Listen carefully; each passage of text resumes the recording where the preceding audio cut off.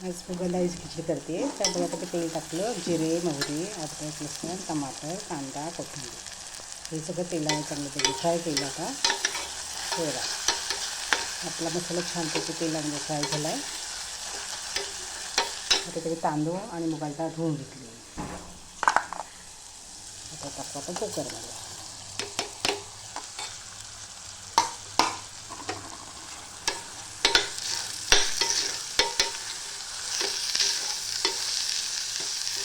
छिलक्याची मुगाची डाळ घेतली.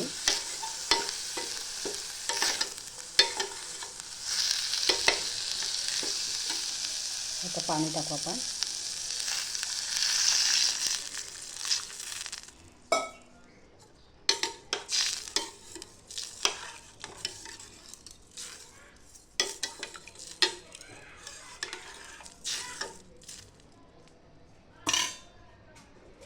थोडं चवीनुसार मीठ टाकू.